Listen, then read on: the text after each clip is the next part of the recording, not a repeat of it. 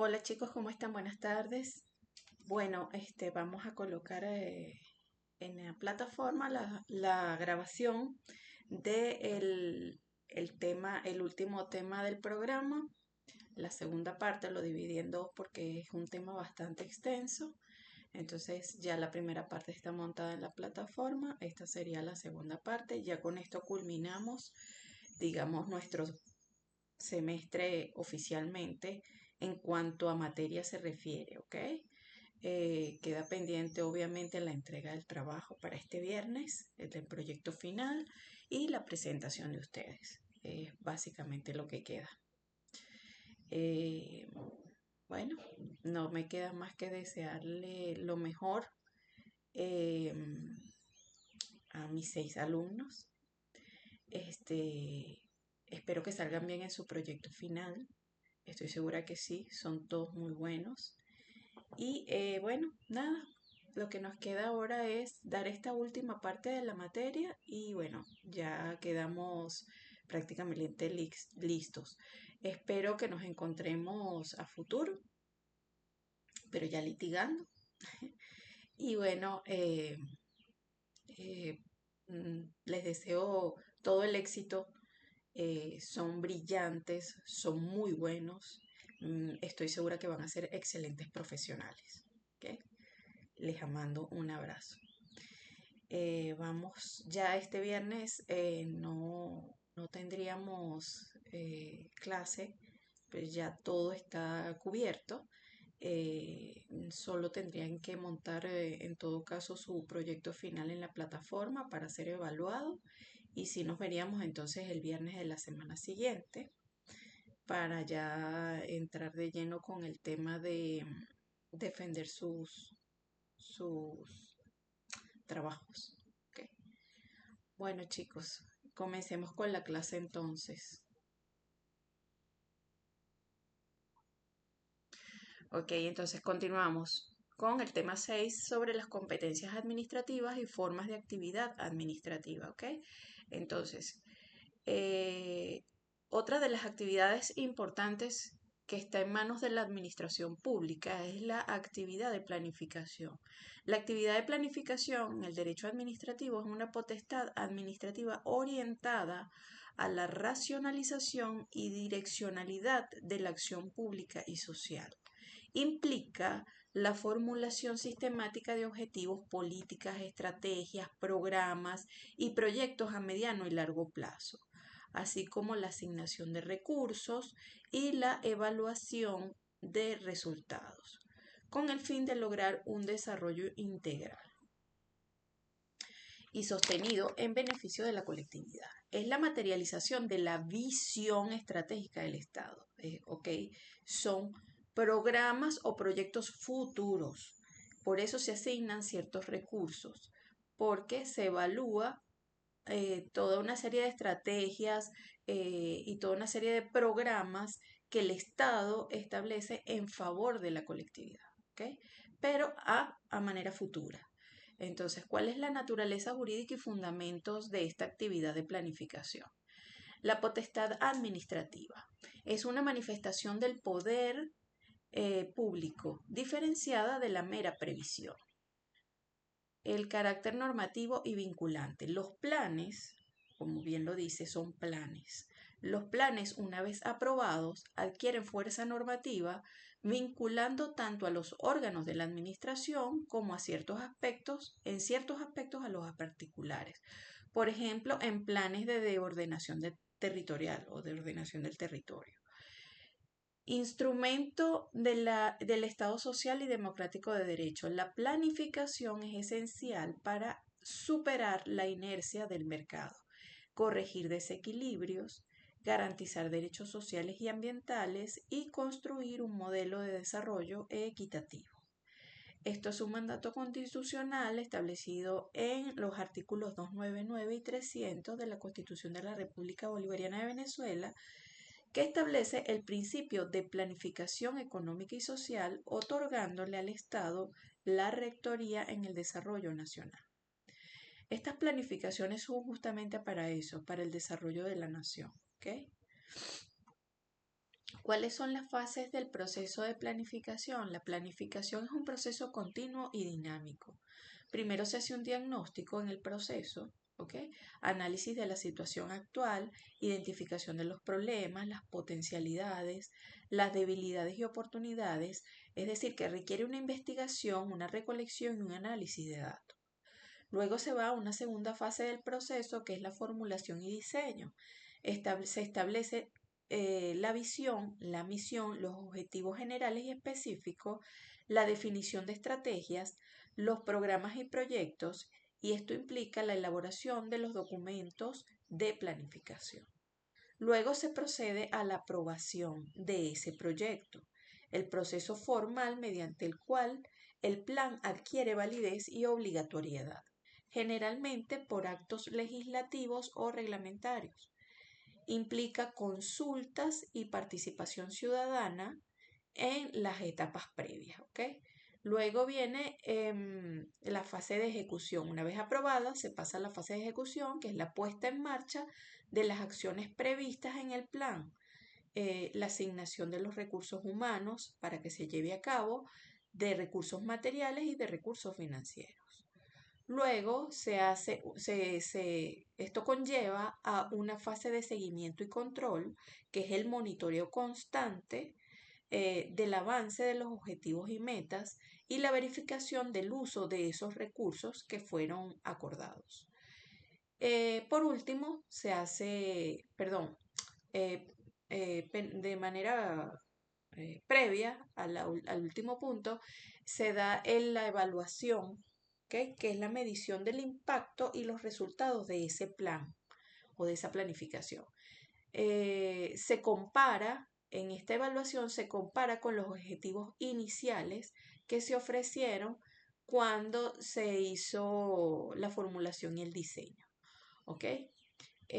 Permite identificar ciertas desviaciones que se hayan producido, los aciertos y los errores para retroalimentar el proceso. Y por último, se hace la revisión y ajustes. Si es necesario, se realizan las modificaciones a esa planificación en función de los resultados de la evaluación.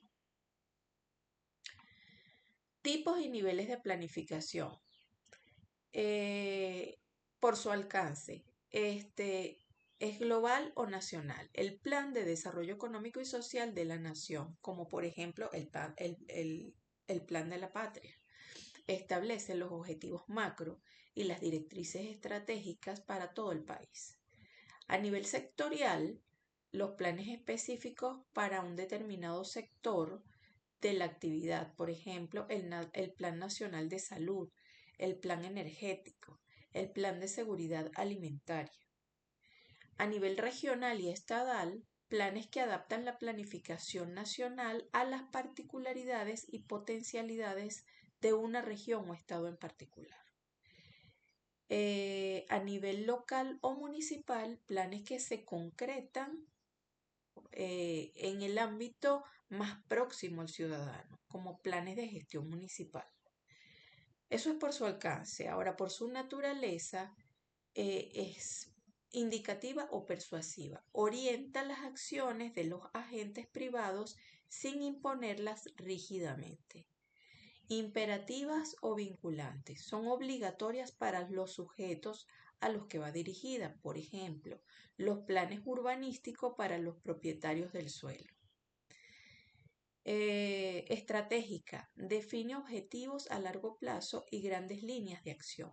Y operativa traduce la estrategia en acciones concretas y a corto plazo. ¿Cuál es la importancia jurídica de la planificación? Una es la racionalización del gasto público. Permite la asignación eficiente de recursos, evitando la duplicidad y el despilfarro. ¿Okay? Por otra parte, esta es importante en relación al criterio de validez de los actos administrativos. Muchos actos administrativos como licencias, concesiones, etcétera, permisos, ¿no? Deben ser conforme con los planes preexistentes. También otra de las importancias jurídicas que tiene la planificación es la coherencia de la de la acción administrativa. Garantiza que las diversas acciones de los diferentes órganos y niveles de la administración estén alineadas con objetivos comunes, o sea, objetivos colectivos. Otra de las importancias jurídicas de esta planificación es la seguridad jurídica para los administrados. Permite a los particulares conocer las reglas del juego y las expectativas de desarrollo, facilitando sus inversiones y decisiones. Por otra parte, es una base para el control jurisdiccional. Los tribunales pueden verificar si las actuaciones administrativas se ajustan a lo previsto en los planes. Luego tenemos la actividad arbitral realizada por la administración también. Esta actividad arbitral en el ámbito del derecho administrativo se configura como un mecanismo de resolución alternativa de conflictos, por el cual la administración pública o un tercero habilitado por ella interviene para dirimir controversias entre particulares o entre la administración y los particulares, fuera de la órbita de la jurisdicción contencioso-administrativa ordinaria. Ok, entonces, ¿cuál es la naturaleza jurídica del arbitraje administrativo? Aunque el arbitraje es tradicionalmente una institución de derecho privado, su aplicación en el ámbito administrativo adquiere matices propios. ¿Okay?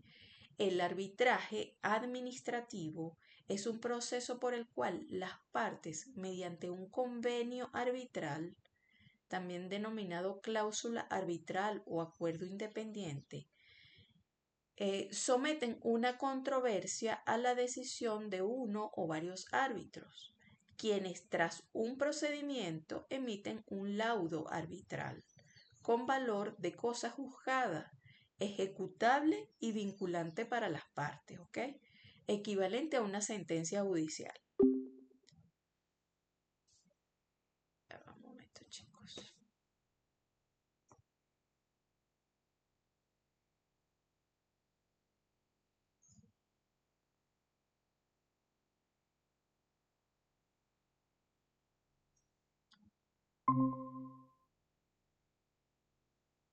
Disculpen, se me había cortado la conexión. Ok, seguimos. Está bien interesante la cuestión. Voy a volver a lo del laudo arbitral. Ok. Entonces, la actividad arbitral. Vamos otra vez a la actividad arbitral. En el ámbito del derecho administrativo se configura como un mecanismo de resolución alternativa de conflictos, por el cual la administración pública o un tercero habilitado por ella interviene para dirimir controversias entre particulares o entre la administración y particulares, fuera de la órbita de la jurisdicción contencioso-administrativa ordinaria. Es una manera de descongestión de la jurisdicción contencioso-administrativa, ¿okay? Una manera alternativa de resolución de conflictos. La naturaleza jurídica del arbitraje administrativo, aunque el arbitraje es tradicionalmente una institución de derecho privado, su aplicación en el ámbito administrativo adquiere ciertos matices, ¿ok? El arbitraje administrativo es un proceso por el cual las partes, mediante un convenio arbitral, también denominado cláusula arbitral o acuerdo independiente, someten una controversia a la decisión de uno o varios árbitros, quienes tras un procedimiento emiten un laudo arbitral con valor de cosa juzgada, ejecutable y vinculante para las partes. ¿Okay? Es el equivalente a una sentencia judicial. ¿Cuál es el fundamento legal? El arbitraje en materia administrativa suele requerir una habilitación legal expresa, dado el carácter indisponible del interés público. No todas las materias administrativas pueden ser sometidos al arbitraje administrativo. ¿Okay? Tipos de arbitraje: de derecho y de equidad. De derecho, el árbitro falla aplicando estrictamente las normas jurídicas y de equidad, el árbitro falla según su leal saber y entender y las reglas de la equidad, solo si las partes lo autorizan expresamente. También encontramos el arbitraje ad hoc o institucional. Puede ser administrado directamente por las partes o por la institución arbitral, ¿ok? Lo cual es más común en el ámbito administrativo. Ámbitos de aplicación en el derecho administrativo. Ejemplos concretos. La ley suele delimitar las materias arbitrales en el derecho administrativo. Por ejemplo, en materia de contrataciones públicas, es el ámbito más relevante, ¿ok? Pueden someterse a arbitraje controversias relativas a la ejecución, interpretación, modificación o terminación de contratos administrativos, como por ejemplo de obras públicas, concesiones, contratos de servicio, etc., siempre que no afecten directamente a los privilegios y prerrogativas de la administración. ¿Okay? Ejemplo de ello, disputa sobre el costo adicional de una obra por cambio de condiciones o la calidad de un servicio concesionado. Otra de las materias que puede estar sometida a arbitraje administrativo es en materia de servicios públicos, cuando se presenten conflictos entre los operadores de servicios públicos y los usuarios. Por ejemplo, reclamaciones por facturación, calidad del servicio, interrupciones, etc. A menudo existen juntas arbitrales o defensorías del usuario antes que la vía judicial. ¿Okay? Es una manera, recuerden que es una manera alternativa de resolución de conflictos para no llegar a la instancia contenciosa. En materia de expropiaciones, en algunos ordenamientos, la determinación del justiprecio de los bienes expropiados puede someterse a arbitraje si las partes no llegan a un acuerdo.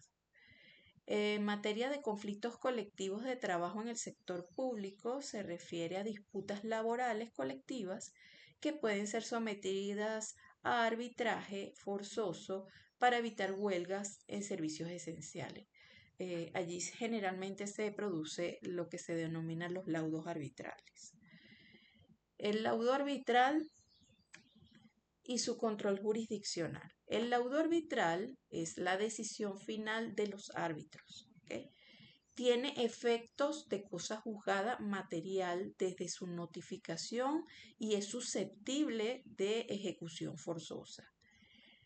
¿Cómo se da el control jurisdiccional en estos casos?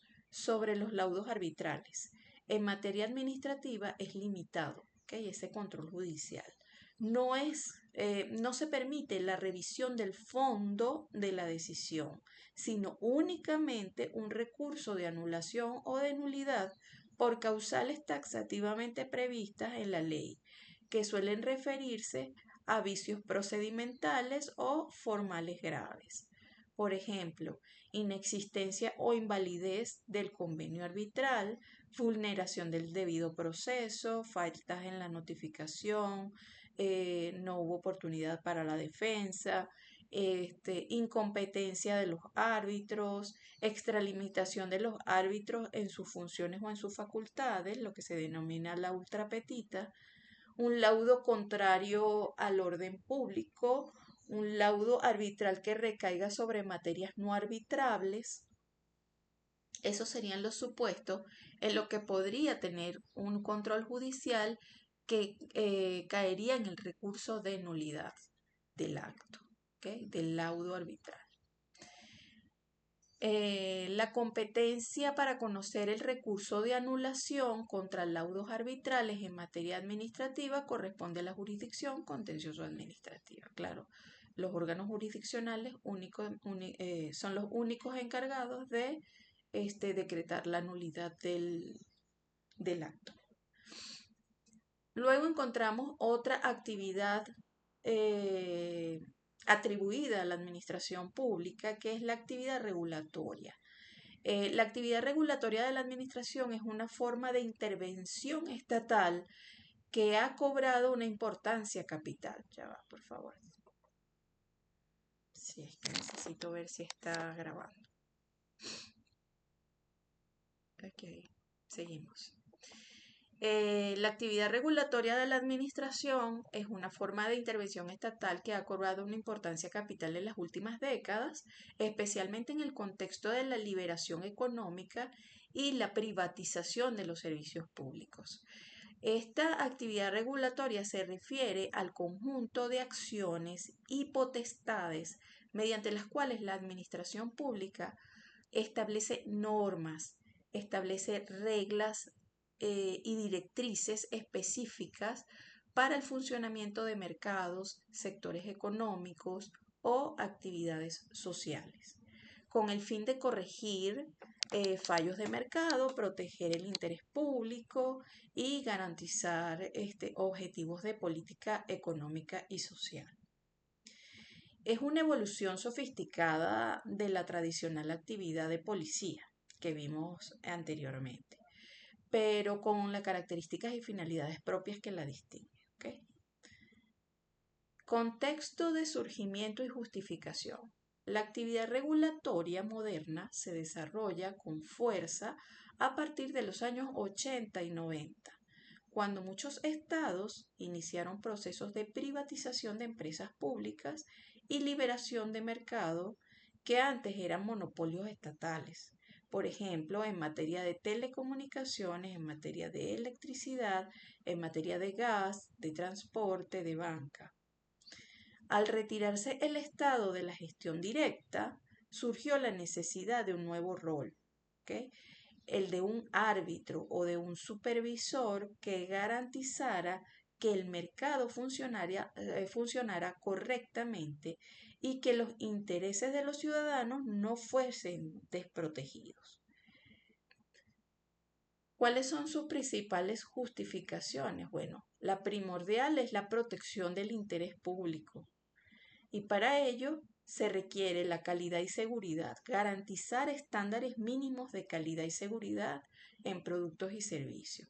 Por ejemplo, en materia de alimentos, medicamentos, seguridad industrial, etc.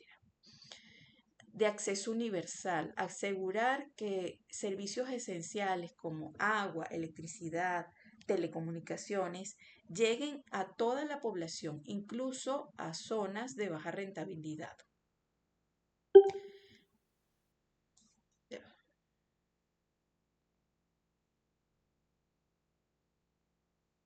Ok, seguimos. La equidad y la protección del consumidor, evitar prácticas abusivas, discriminación y desinformación a la colectividad. Estabilidad sistemática, prevenir crisis en sectores vitales como el financiero, por ejemplo. Yo incluiría allí el sistema eléctrico también, que hemos caído en que esta estabilidad sistémica no, como que no está muy bien coordinada en nuestro país, por ejemplo. Fomento de la competencia. Establecer reglas para evitar prácticas de competencia desleal y promover un mercado más justo. ¿Cuáles son las características distintivas de la actividad regulatoria? La regulación no es una simple aplicación de la ley, ¿ok? Sino que posee elementos que la distinguen de otras formas de actividad administrativa, como por ejemplo, especialización y técnica. Requiere un alto grado de conocimiento técnico y económico del sector regulado. ¿Okay? Importante esto. Autonomía e independencia. ¿Okay? Los órganos reguladores, agencias reguladoras, superintendencias, comisiones, suelen ser entes descentralizados con autonomía funcional. Esto es importante que todos lo vayan viendo, ¿ok? De acuerdo a las realidades que vamos viviendo. ¿Ok? Con autonomía funcional, con autonomía administrativa y presupuestaria. Esta independencia es necesaria para evitar injerencias políticas, presiones de los grupos de intereses regulados, de interés regulado y asegurar la credibilidad de sus decisiones. Además, tendrían potestades multifuncionales. Los reguladores no solo dictan normas, sino que también supervisan, controlan, sancionan y en ocasiones resuelven controversias. La potestad normativa. Dictan reglamentos, resoluciones, circulares, perdón, y normas técnicas que desarrollan la ley marco. ¿Okay? Esta potestad es una de las características más marcadas, permitiéndoles adaptarse rápidamente en los cambios del sector. Perdón. Eh, También allí incluiríamos en estas potestades multifuncionales la potestad de supervisión y control. A través de esta potestad podrían monitorear el cumplimiento de la normativa por parte de los operadores mediante auditorías, inspecciones, requerimientos de información, etc. Otra potestad sería la sancionadora, impondrían multas, revocación de licencias u otras medidas coercitivas por incumplimiento. También otra de las potestades sería la resolución de controversias. Muchos reguladores actúan como árbitros o mediadores en disputas entre agentes regulados. ¿Okay? También dentro de las características definitivas de la actividad regulatoria, encontramos el carácter preventivo. A menudo, la regulación busca establecer condiciones previas para el acceso o el desarrollo de una actividad, más que una simple reacción ante una infracción. También busca entre las características la transparencia y la participación. Dada la complejidad técnica y el impacto económico de sus decisiones, los procesos regulatorios suelen incluir mecanismos de consulta pública, audiencias y participación de los interesados. También tendría o tienen una característica evaluativa de evaluación. Los órganos reguladores suelen tener la responsabilidad de evaluar el impacto de sus propias regulaciones para ajustarlas y mejorarlas. Ámbito de aplicación típicos.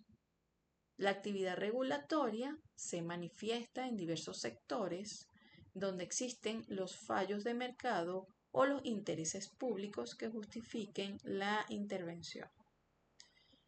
Algunos servicios públicos en nuestro país que se encuentran en esta situación de servicios públicos regulados, encontramos en materia de telecomunicaciones a Conatel en Venezuela, por ejemplo, que regula el espectro radioeléctrico, interconexión de redes, tarifas, calidad de servicio, servicio universal, competencia.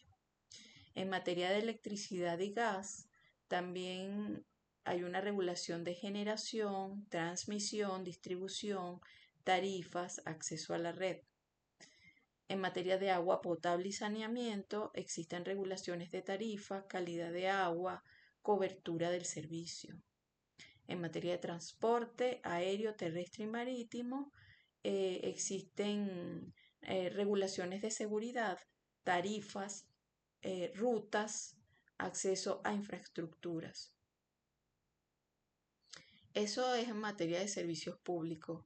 En mercados financieros, por ejemplo, también existen regulaciones como por ejemplo en el caso de la banca, a través de Sudeban, regulación de solvencia, liquidez, prevención de legitimación de capitales, protección del depositante. En materia de seguros hay una regulación de productos, solvencia de las aseguradoras, derecho de los asegurados. En materia de mercado de valores, la regulación de emisiones de valores, intermediarios, información al inversor y transparencia. En materia de competencia económica, la SUNDE vigila y sanciona prácticas de competencia desleal. En materia de salud y consumo, regulación de la seguridad alimentaria, de medicamentos, de productos sanitarios y derechos del consumidor. En el contexto venezolano, la actividad regulatoria es vital para el funcionamiento de una economía mixta. ¿Ok? Las leyes sectoriales han creado diversas superintendencias y comisiones con amplias facultades regulatorias que deben operar bajo los principios de legalidad, eficiencia y protección del interés público, garantizando la seguridad jurídica y la adecuada prestación de bienes y servicios a la ciudadanía. Bueno, chicos, esto sería todo el material pendiente de las clases que teníamos en nuestro programa.